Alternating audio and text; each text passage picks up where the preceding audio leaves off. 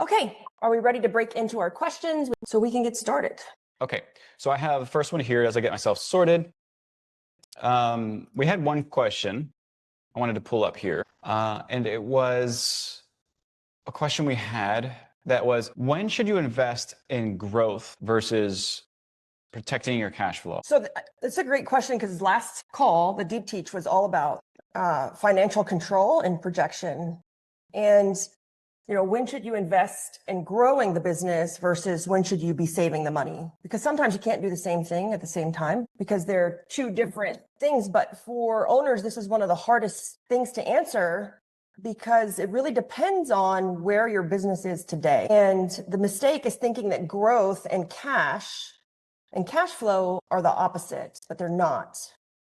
Healthy growth should eventually create cash flow, but you have to ask yourself, what's the problem? Are you short on cash, right? Or are you not able to grow? So before you say, should I be investing in growth? I want you to ask yourself, is the problem a cash problem or is the problem a growth problem? Because they're two different things. So if you don't have enough work, enough jobs to fill the schedule, then you have a growth problem. But if you have plenty of work, but you can't pay your bills or you're struggling to pay the bills, you have a cash flow problem. So a lot of times to solve the cash flow problem, you need more sales. And when the real issue is the real issue could either be pricing, the jobs aren't priced properly. The other real issue could be maybe your pay is off, like your margins aren't great because you're paying too much to the employees, or it's operational inefficiencies. Yeah. Right. Do you know how long it's taking you to do each job? Are you pricing not just your hourly price is right, but you're pricing the job right? Those are two different things. Yeah. Maybe for us, we clean faster than we actually quote the job for, and we never readjusted our cleaning efficiency, and we just left it at that. So we always overprice the job on how long it really takes us to clean. Yeah. So let me ask you a question here. I'll play devil's advocate for a bit. So protecting the cash flow is about making sure that the right amount of money is coming in, right? Yes. And we kind of have that locked in. But then there's growth mode, which is really kind of dumping it into, basically it's you're spending future money or future ROI. Yeah. And it's taking a risk to know that it's your CAC payback, right? How fast can I get my money back? Yep. And so for protecting cash flow and figuring out where that balance is, like when should I push, when should I hit it? And if I feel like I'm tight right now, or if I feel like I'm not growing, because I guess the feeling that we get is that I'm stuck, or the answer is like, I'm not growing. And so the default is, let our dog barking. That's our dog. If I feel stuck, and my immediate reaction is I want to push for growth. I want to just dump money into marketing and let's just get out of the hole. How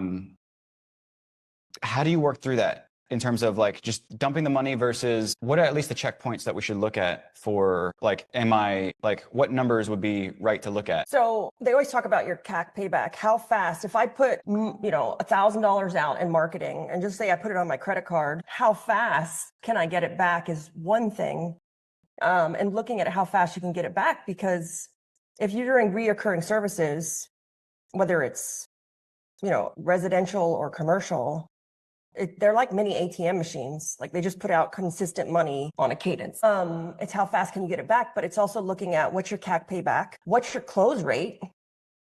And I love this one. Can you even staff the demand? So many people are trying to grow, but they're short staffed. And so if you can't staff the demand or hire fast enough, so it's CAC payback, it's your close rate, it's your cost per lead, which is kind of that CAC payback segment. But also, can I hire and train, onboard enough cleaners to keep up with the growth? Or then am I going to in 2 weeks be in a deficit on a 3-week wait list? Yeah. And I think that's a great point, because you just touched on, you used to talk about it as the 3 pillars, the profit, which was, one is the revenue potential, which is the people. Yes. And being available to take new money in. And then there's the closing, which is actually getting the money. Getting money.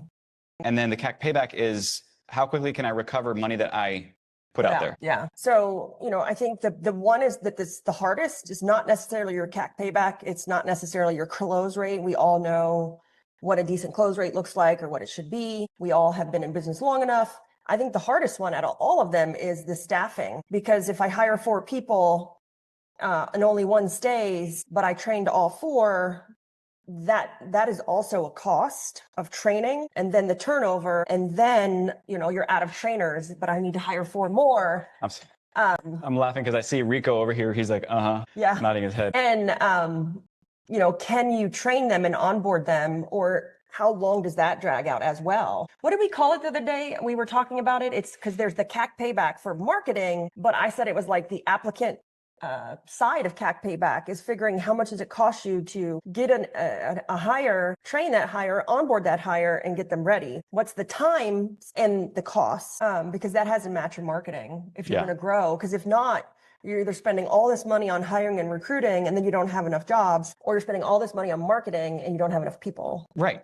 And so like with the CAC payback, what that's based on is time to realize revenue, which is the amount of time it takes for you to get that money back. But for the employees and the applicants is time to realize revenue potential, is how quickly can I have something available to soak in that new money, to keep that new money with us. Yeah, this is probably the hardest part of business, is spinning both of those at the same time, or the balance of both of those at the same time. And so many people have taught us, and I actually asked this question to a marketing professional because I wanted their answer. So many people have taught us, do not turn off your marketing. Don't reduce your marketing. And I actually asked a marketing professional this question, and they said, absolutely turn it down, but don't turn it off. Turning it down won't affect it. And it'll help you save money during that downtime, or put that money over to hiring. And so it's consistently adjusting based off of your need, versus I'm always spending $5,000 a month on marketing, but why am I spending this on marketing if I'm understaffed? And most of the people tell me, oh, well, my mentor or a coach told me not to turn it down. Ask your marketing professional, is this true? Or can I turn it down without affecting the impact too much and go put an extra $1,000 on recruiting? Yeah.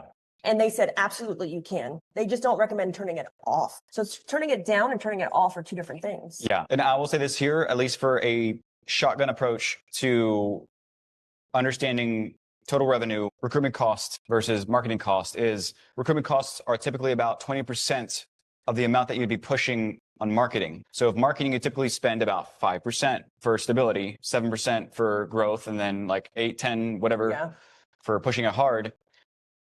20%. 20% of that. 20% of your marketing budget is additional budget, not together, but additional budget. So if you spend 5% in marketing, typically that's in growth mode. I'm sorry, in stability, when you're kind of at pace, 1% in recruitment costs per total revenue. To keep up. And if I'm spending 10% on marketing of my total revenue, then how much do I want to spend on my recruiting? Right. And so that's about 2%. 2%.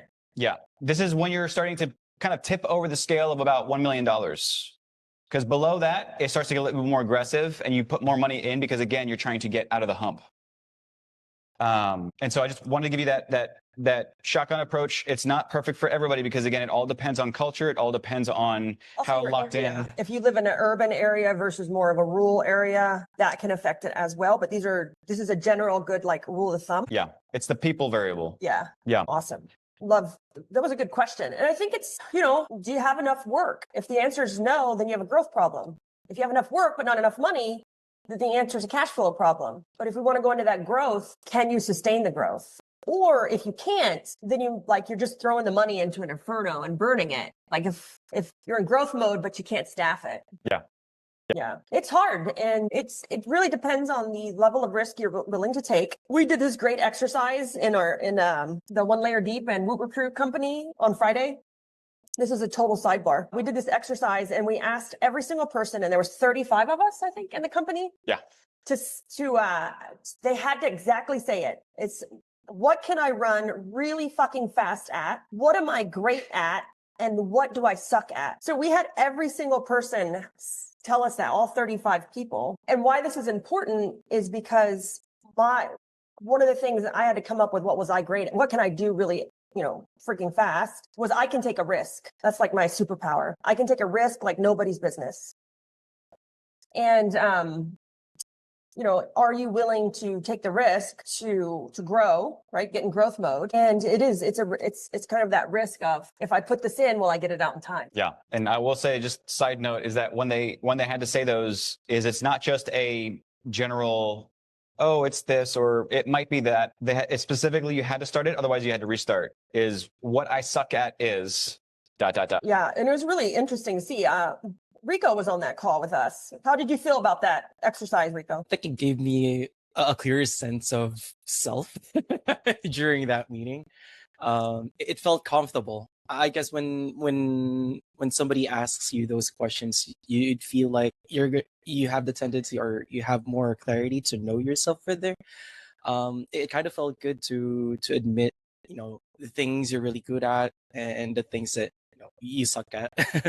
Yeah. It gives you that confidence, instead of having just a good to know memory out of yourself. It's laying the cards out on the table. It's full transparency. And I thought it was a great exercise, because we had some of our staff members say that, like, they hate talking on the phone, and that was part of their job.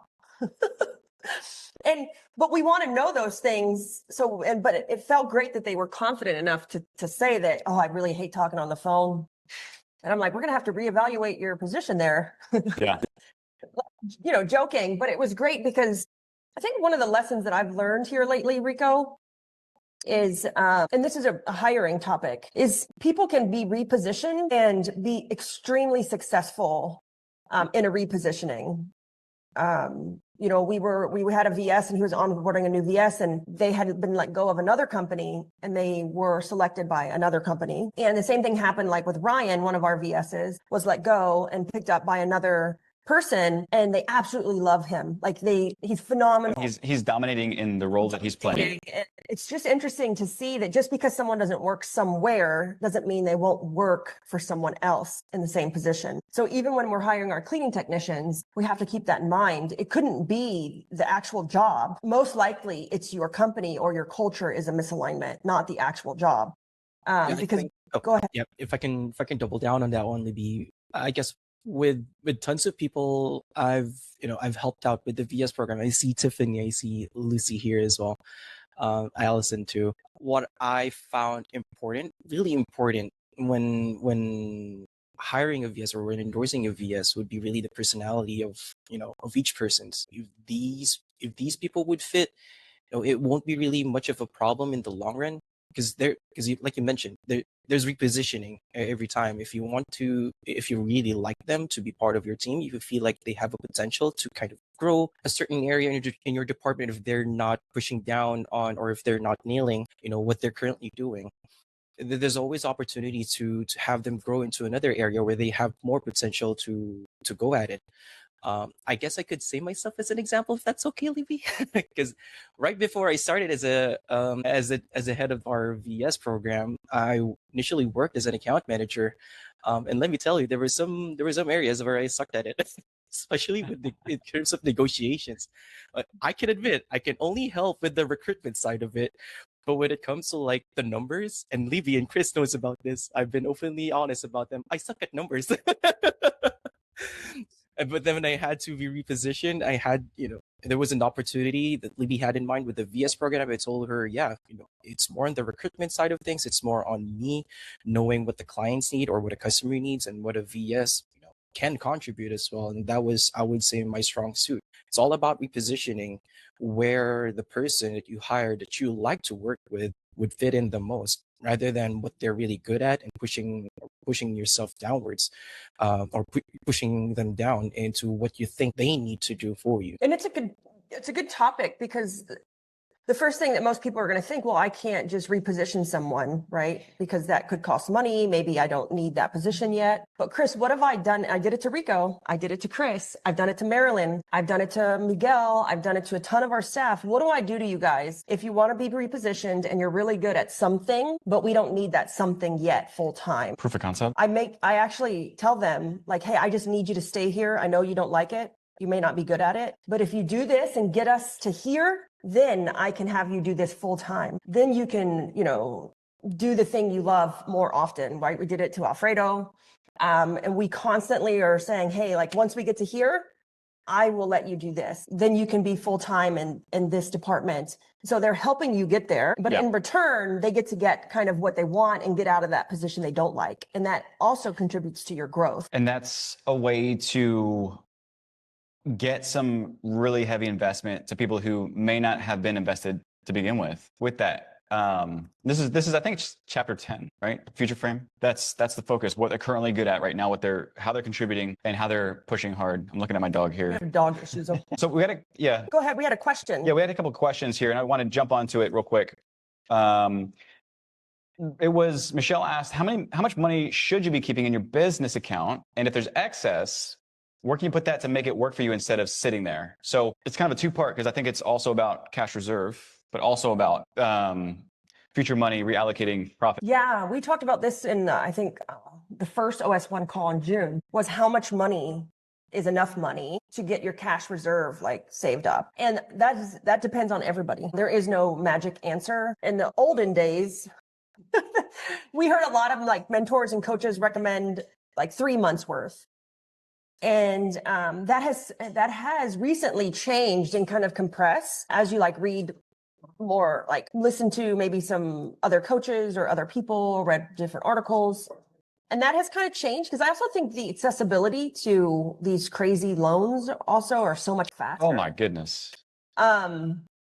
Are so much faster, and I don't recommend any of them. But I also think it's compressed a little bit, and it's what you're comfortable with. It's what are you comfortable with? I've heard everyone say from 1 month's payroll to 3 months payroll to 6 months payroll. It depends again on the level of risk that you're willing to take. Yeah. And I also contribute to so I always have the statement, right? I'm cash poor and asset rich.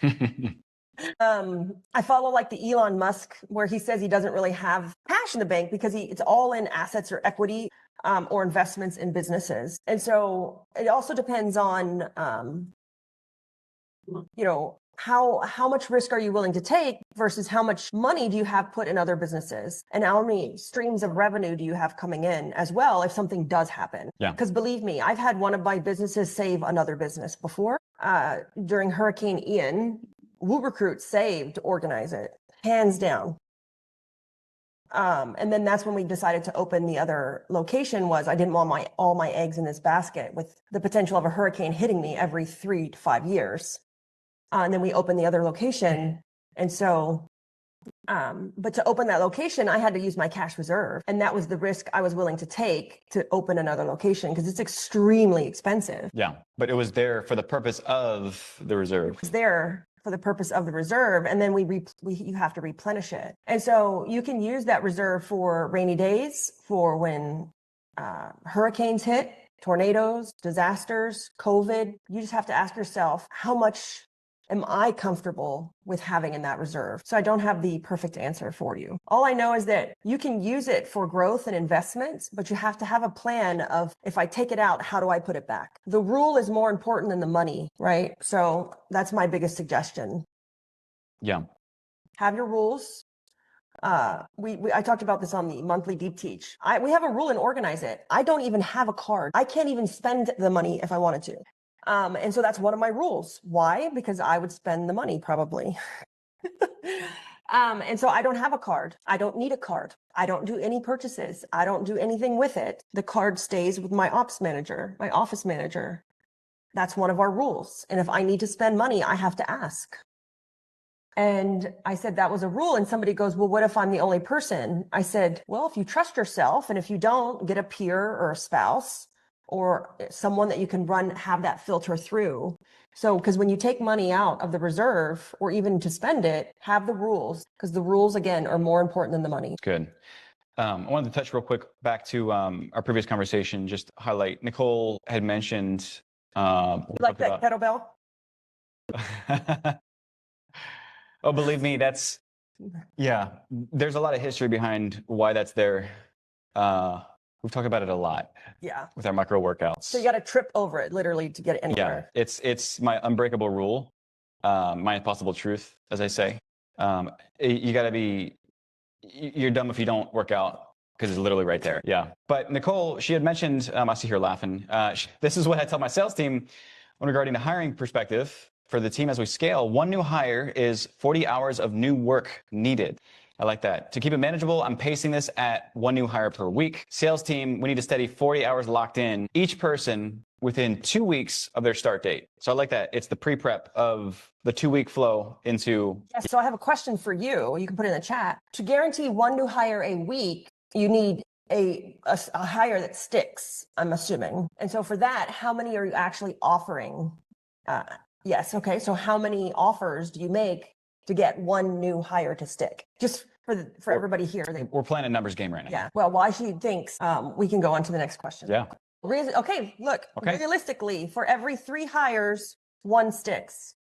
Which is about average. We were saying you would need 3 or 4 offers for 1 good hire. And so I just wanted to make sure that was kind of still consistent, it's a roller coaster. Yes, it is. Yeah. Was still consistent to like what we saw trending. So I would say for every for 1 great hire, 3 or 4 offers. Yeah. Now I will say this though, is because I'm all about numbers and percentages, conversions, and I love bridging the gap between numbers and people. Is 30% is about on point. This is when you have things that are good, they're locked in. But what great looks like is about 50%. What excellent looks like is about 80%. And so there is a potential to get ramped up to getting 80% of the people to stick if things are really locked in, really running right. And I at least want to make that plug because this is the people the build room that we're having in Chicago. This is all about getting those conversion numbers up and finding out how to maximize the revenue potential on being able to soak in that new money and keep it. Yeah, I'm going to be teaching on the keys to success. You have to become, guys, we have to become the leader that attracts the people we want. We can't just be throwing up stuff and expect to attract the people we want to keep and to attract and keep. How do you become the leader? I think right now it's like 13 key characteristics and elements that start from your mind. They come from your heart and your mind, and they're skills that are practiced. But this is you and your leadership team, because that is how you not just keep people that you fit, it's how you attract them. If you're attracting not great quality people, we need to do some self-reflection on what kind of leader are we? Who are we attracting? And if we're saying, well, everybody's crap, and it's that is, I'm very big on manifestation. On if that's what you are saying, then that's what you're attracting. If that's what we're thinking, that's what we're attracting. But it's the key elements to become a successful leader that is actually a framework that you practice over and over and over, and then you expect your office team to actually execute that way as well. I'm super excited for this framework. Because it's tangible. You get to practice it. You get to look at it, and you get to know, hey, these are the characteristics that come from our heart. You can't teach that. That has to be there. These are the ones that come from our mind. This is how we think. And then the rest are skills. Then we can train on these skills. And if they don't want to embody these, then they have to find a new team to play on. And this starts from the owner and then goes to your leadership and your management team. And then that's how we attract our technicians and the rest of our team that want to stay and build with us. It can be done. But everybody's, when they talk about hiring, it's like, here's what I want in a hire. First thing I want to ask you is, well, what are your characteristics as a leader? Can you name them? Do you know what they are? Rico, I'm going to go back to Rico. I got your email, Rico, and I haven't even answered it because I don't know how to answer it yet, because he wrote me this heartfelt email. I wasn't drunk, I promise. It was his year anniversary, and it's so like beautifully written and in depth. I looked at Chris and I was like, I can't even answer this because I don't know how to answer it. And I'm not even saying I'm a great leader, because I have my faults too. I'm just saying I have a framework that I follow to make sure that I show up consistently, and that they have something to then as well, like being a leader here, they have a way to show up consistently. Yeah. And that's how we continue to attract and, not just attract, but retain great people too. Yep. I can't get rid of anybody. I'm like, we try. No, we don't try. I'm joking. Libby, is it okay if I double down on that one as well? Yeah.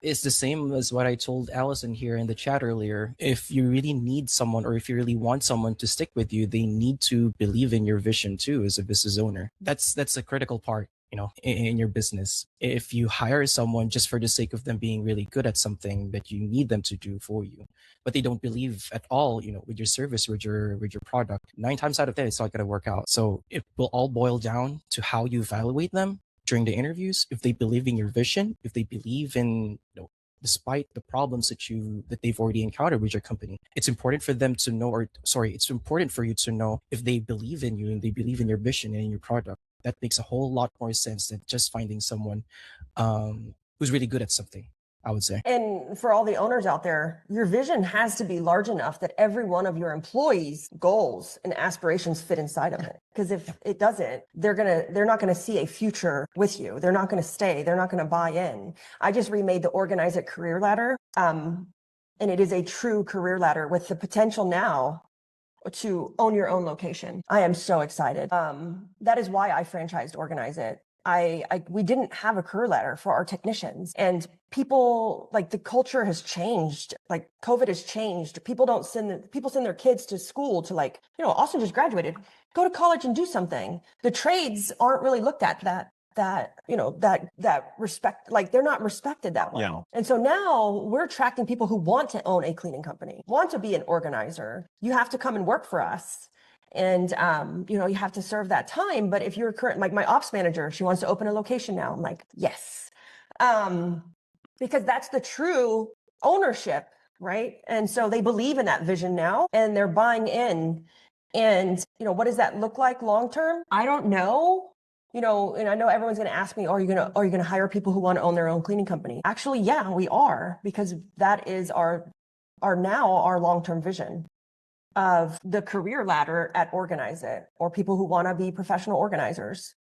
And that's changed completely the way we used to operate. But for retention and growth, we thought that was where we needed to go. And now they all, they're buying into the vision. And I'll share my new career ladder if you guys are interested, in the One Layer Deep Facebook group, of how it goes from, a trainee to a technician. And then how do they get into the franchise location opportunity, or to be a candidate to open their own location, then to the franchise? Yeah. Well, I have to go, but Chris is going to stay on and answer a couple more questions we have teed up. I have to go. I have to actually go to a networking event for Organize It. So it's been a long time since I've networked, but when you open a location, you got to do things that you don't want to do. Cool. All right. So now she's off the mic. I got this dog here. So my puppy co-pilot. We had another question. Tiffany. Okay. So you had said, can we move my login from current email to a different email? You're talking about Leia. So yes, we're going to get that ability to be able to switch over to a different email. So we'll go ahead and let you know when we can get that locked in. But I'm looking over here, and we had another question that was, how do you get employees to actually follow the SOPs? Which is a pretty loaded question. And so give me 1 second here. I need to stop this pin. And so it was, again, how do you get employees to actually follow the SOPs? Because right now, I think what a lot of people are doing is they have these processes, which are just kind of there, or you create it once and you try to get it out to your team, and maybe they follow it for a week, but then that's it. It just falls off. No, for those employees, I think when we went and we did the work inside of the operations build room earlier this year. And, a lot of what we deal with is the employees, they don't want to have to deal with reading these major SOPs anymore. I think the best way to relate it is that you got to think about where they are in their life. Like, where are they working? Where are they living? So, they're dealing with reactive environment and not proactive. And so for them, it's all about, what do I need right now in this moment? They don't want the SOPs. They don't want a document inside of Google Drive. But really, the way that we said at the end, I'm going to go ahead and switch my screen over here. At the end of the build room, at the end of that event, is we locked in the idea of the concept of beating drums and baking cookies. I know it sounds silly, but I wanted to break this down in a way that I'm a musician.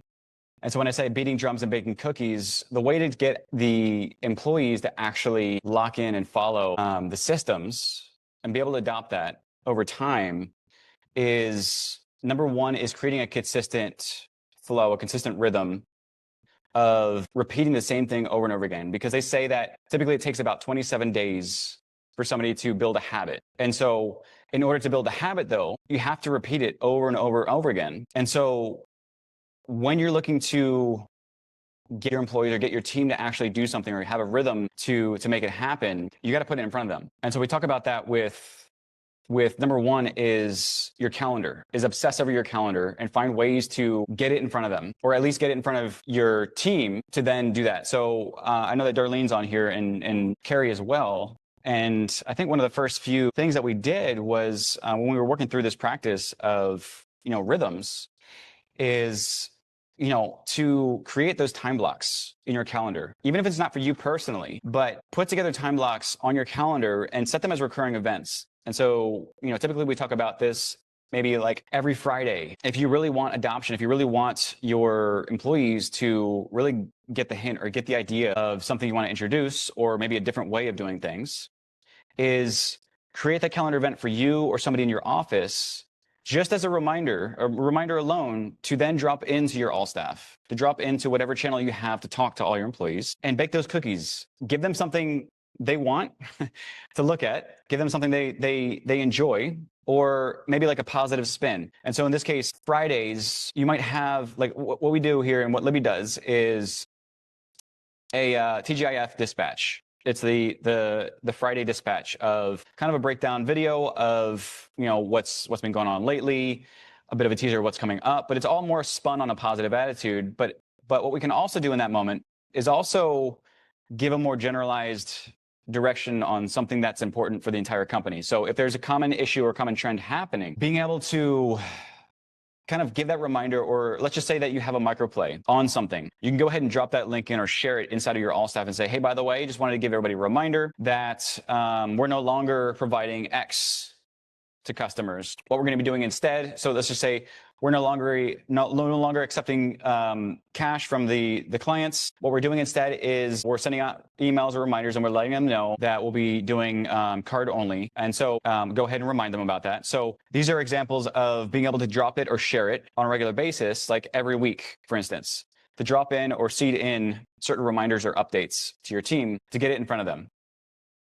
Another thing as well is, like, if you have a CRM right now, and there is something that keeps getting missed or keep getting dropped with the service, is think about the rhythms, think about, beating the drum, is the repeated motion of what they're doing, is get it in front of them, make it a trigger. There's things that they have to do. So if they have to clock in, or if they have to do something with their CRM, let's say to punch into a job, there's typically a way to add notes or add something to pop up to say, before you start this job, this is what I want you to focus on. And so maybe this is a seasonal reminder for the technicians, and maybe you have it pop up during the summertime to say, make sure when you're done with the job, reset the thermostat to whatever it was at before you came. And so if you find that you're having certain issues like this, is find a way to, like I said, beat drums, get it in front of them in a repeated fashion, and bake those cookies when you can, to make sure that they get what they want without it being too negative or too much down their throat. So we say chocolate broccoli. Yes, I'm following up here on some of the chats.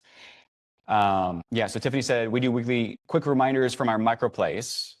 It's been extremely helpful. Same day, same time each week. So you got that rhythm locked in. Nicole said, we do a Friday meeting for 90 minutes.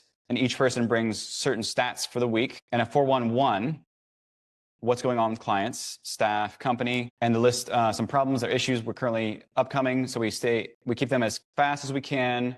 1 minute, no longer, I like that. So the microplay is less than 2 minutes. Just get it to them, only what they need, and get out. After that, we use 30 minutes for remaining meeting, problem solve, make sure solutions, plans, the issue we threw out, to the issues we threw out. Okay, so kind of giving that what I need is. Following week, we show how issues were resolved or what we created to streamline it, better check-in processes, how it's working, or if it's something that needed more time to check in on status. So I really like that, Nicole.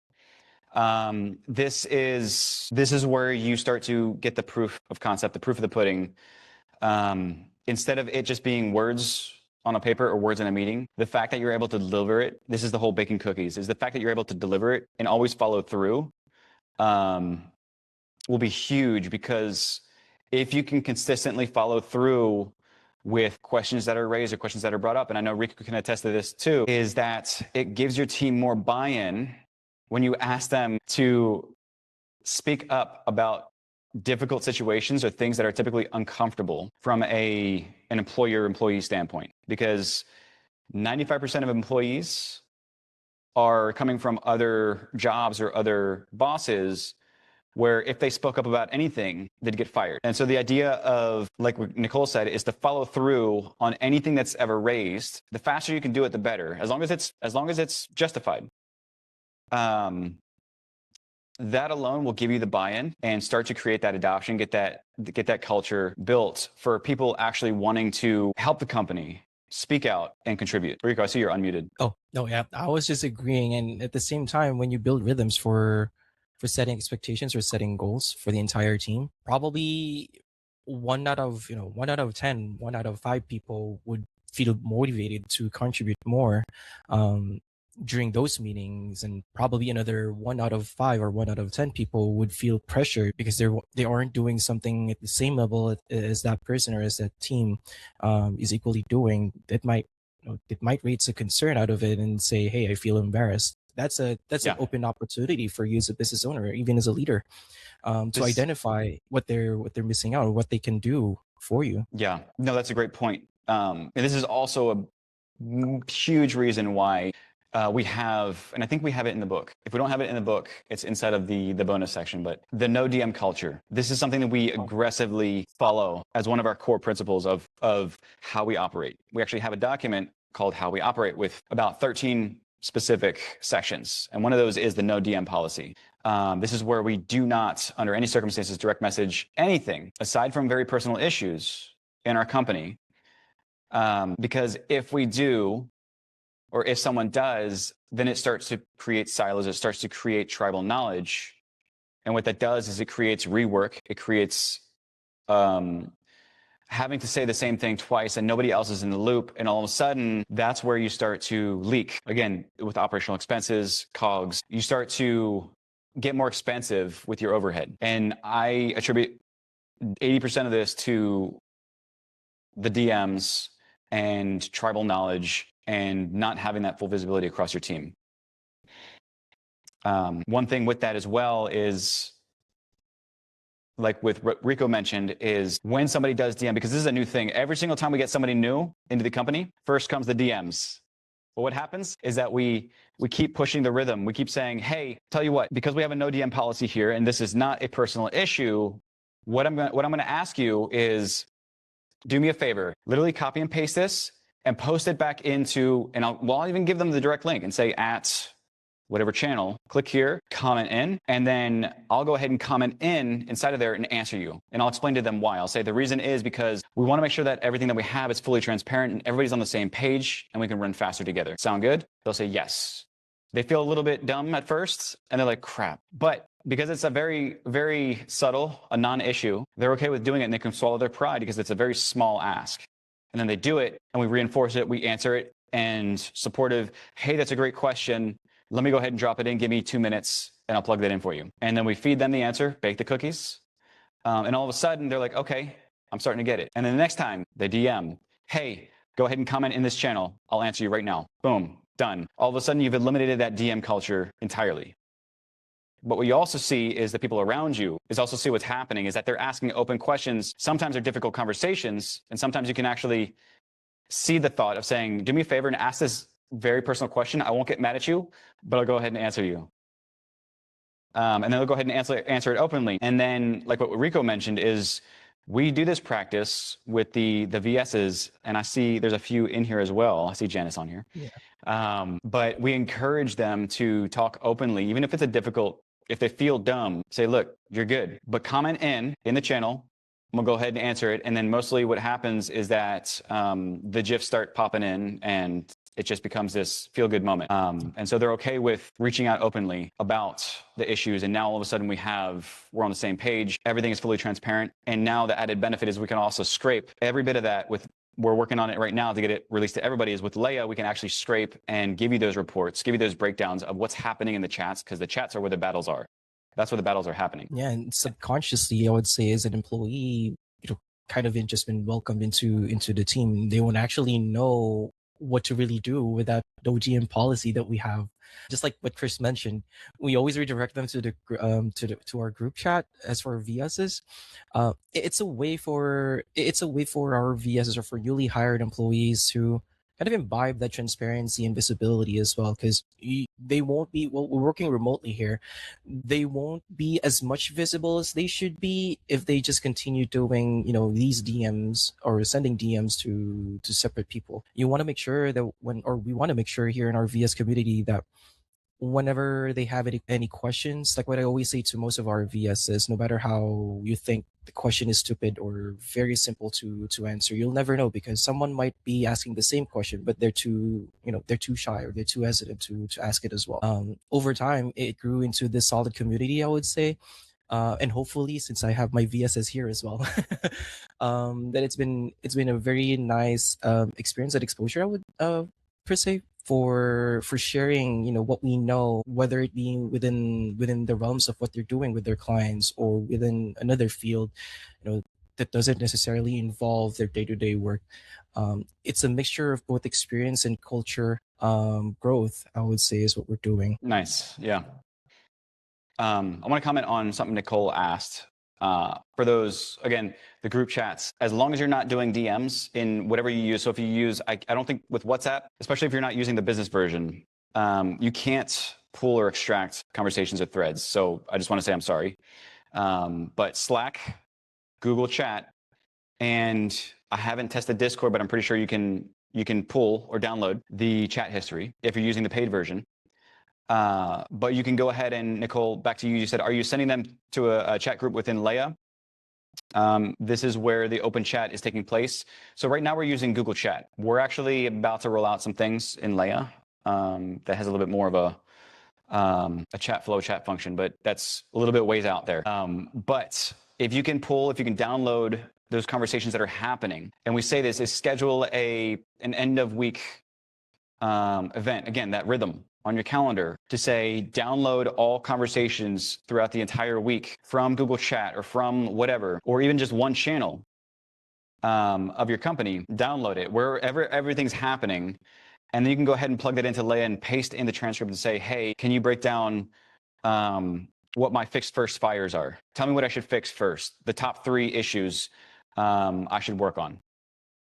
And then at least that way you have this front-loaded things of the biggest ROIs for your company are now in front of you to say, if I did these 3 things and nothing else, I would get better ROI out of my team, out of whatever it is, and fill those gaps. I can build a microplay from it. I can create a rhythm. I could fire somebody, but it's all about getting that information out in front of you. But everything is there. It's just a matter of, are we using it? And the same thing as well, Nicole, is being able to download, again, we talked about this before at the customer event in Pennsylvania. The same thing with your call transcripts for sales is if you feel like that's a friction point, download your transcripts from recent calls, and then you can use the Sell It agent inside of Leia to then paste in the transcripts and say, hey, tell me what's wrong. Break down what we need to do. There's 4 different roles. There's 4 different modes you can go through. But you can start to audit. Number 1 is what's going on in my day-to-day. And secondly, what's going on with sales and how do I fix these? So it's just a matter of, do we have a rhythm in place to remind us to do these things to help us get that operational efficiency in our company? Yeah, and that's a great point, JP. When doing Google Meets, because we do Google Meets, you can generate the transcript from it. And from there, you can figure out what went on in the meetings. So that's huge for us is we record every single meeting, hands down, regardless. Now, Google actually allows you to, in your settings, you can actually automatically turn on transcription so you never forget. Video, you have to turn on yourself to record, but it will automatically record the transcripts on every single call for us so we don't forget to turn it on. But yeah, that was great mention there, Nicole. I love that. So let's go ahead. We're right on the hour. We'll go ahead and wrap up here. Really love it. Had some great questions. Again, if you're looking to join us here for the People Build Room, it's going to be August 14th and 15th in Chicago. We got some really interesting speakers, Ricky Regalado, Matt Green with Blue Duck Lawn Care, who actually just bought a limo, and he's going to be talking through really an interesting positioning on how to get your brand out there. He's got near zero attrition with his employees, which is really cool. And so if you're looking to save money on onboarding, on getting new people in the door, these are some people to look at joining on our call. And so for those OS1 members, make sure that you sign up so we get that seat reserved for you and up to 2 team members. But yeah, really appreciate it, guys. And we'll see you guys next week.